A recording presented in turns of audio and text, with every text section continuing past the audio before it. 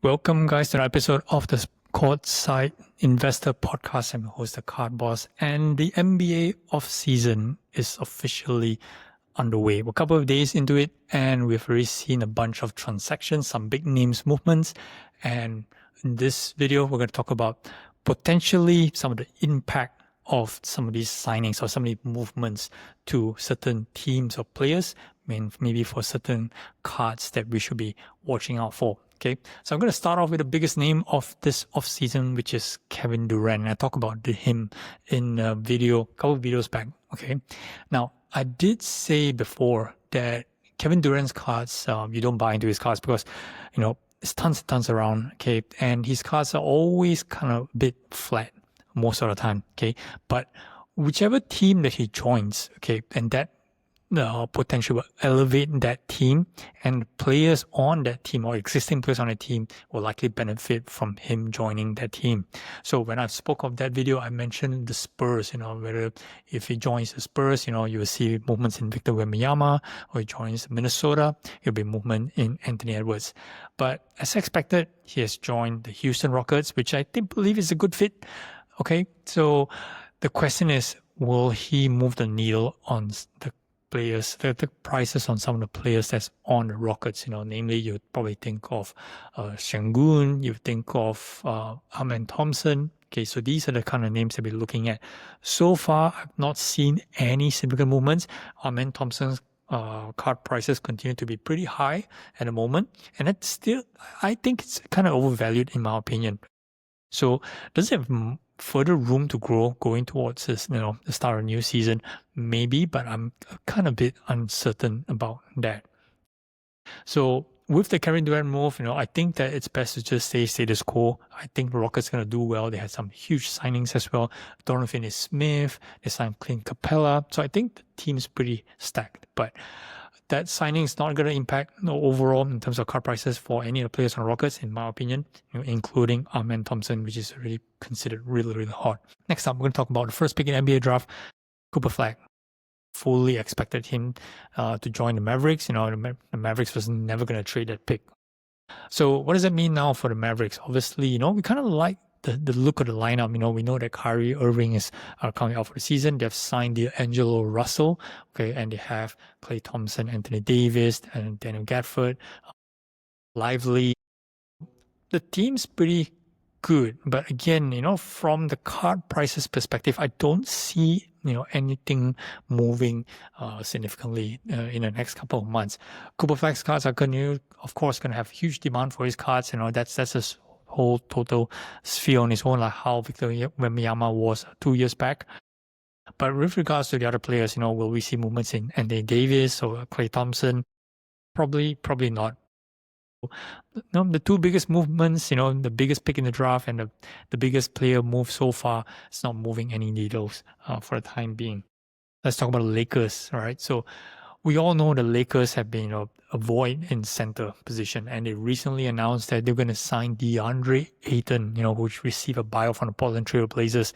The first pick in the 2018 draft, same draft year as Luka, and he's on the same team as Luka. And Luka himself has said he's excited to play with Ayton, which is fine. I think the fit is good, but do I see again any significant movements in terms of prices for Luka, for LeBron, for that matter, with this signing? No, I don't think so. Actually, Lakers, I think, will be a good team next year. They were already, I would say, exceeded expectation last year at the third seed in the West. But the Ayton signing, will definitely strengthen the team. But again, card prices, don't think there's any movements, at least for the time being. Next up, talk about the Boston Celtics. Okay, the team's been decimated, right? We got the Tatum injury for out the season, and they kind of just basically just chop up the entire team. Drew Holiday is gone. Porzingis is gone. We have Luke Cornett's gone. A whole lot of pieces that's missing. We still have Jaylen Brown, obviously. We still have Derek White. But Boston's not going to expect to even make the playoffs next year. The way unless they try and round out the team a bit better. But what that means is, I think that Boston, you still got to stay away from the cards. Jaylen Brown, Tatum for the upcoming season. I'm not saying that the cards are going down to zero. It's just that we're not going to see much activity in their card prices. Right. So far, we've talked a bit about a lot of downs. All right. What about some ups? Okay. First team I want to touch is the Atlanta Hawks. Trae Young and friends, they are the beneficiary of the Kristaps Porzingis trade. Huge trade for them, to bolster the front court. They signed 2 free agents, which I very, very like. Nickeil Alexander-Walker from Minnesota and Luke Kennard from Memphis. 2 excellent shooters. It's a nice wing player, can shoot as well. All leads to one thing, in my opinion, right? You got to have a good look back at Trae Young's cards as well as Jalen Johnson, right? He's been out for a big bunch of last year. Exceptional player. And I think that this year could be his breakout years. And that's one of the guys that I probably want to look at. Okay. Next up, my team, the Orlando Magic. Okay, they make a big splash. They acquired Desmond Bane for a huge package of KCP, Cole Anthony, multiple first-round picks. So kind of like the last piece of the puzzle, which I think that makes them the contender in the East. I'm not saying that because I'm the big Orlando supporter. I truly think that they can make some noise. And I think that Paolo and Franz are going to be definitely beneficial, the beneficiary of the addition of this Desmond Bane. And obviously the signing of Tyus Jones as well. Okay, so I think Orlando's going to come out, with a running start in the season. I believe Paolo's cards and Franz cards are again going to start running up, barring an injury. Last season, they really ran the table early of the season before Paolo got hit with his injury. I think that this season is going to be pretty much the same. Next up, Milwaukee Bucks. Giannis is kind of in a bit of limbo, right? In the back of my mind before this offseason began, I was just thinking whether should I stack up on Giannis cards because there was a very, very high chance that he would move to a different team, whether is it the Spurs or could be the Knicks or could be the Raptors. Oh man, Raptors. But, whatever situation that Giannis was going to go to, I'm pretty sure it's going to be a better situation than where he had in the Bucks. But the way that the Bucks have managed the offseason so far, they acquired Miles Turner and then they've got rid of Damian Lillard in order to acquire him. Kind of, maybe it's a band-aid. I think I've been reading some reports saying it's just a band-aid that might keep Giannis a bit longer.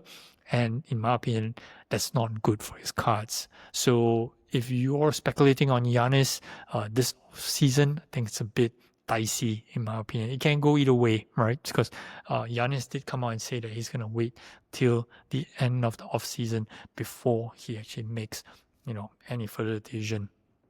Okay, lastly, the team that I like best this offseason, okay, is the Detroit Pistons. Okay, they didn't really make a huge move, right? So they acquired Duncan Robinson, an additional shooter on the team. But the way that the Pistons has, played last year, and they're gonna be beneficial return of Jaden Ivey back to the lineup, and they've played really well.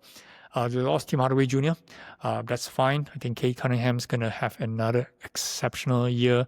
Jalen Duren's gonna do well. So I think I'm gonna pay a little bit more attention on Cade Cunningham this off season.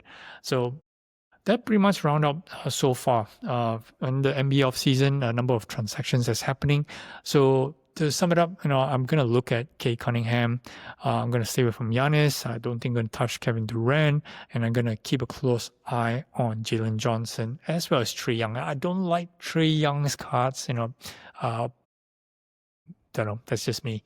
But I do like Jalen Johnson. So I think Jalen Johnson and Cade Cunningham would be what I'm looking at.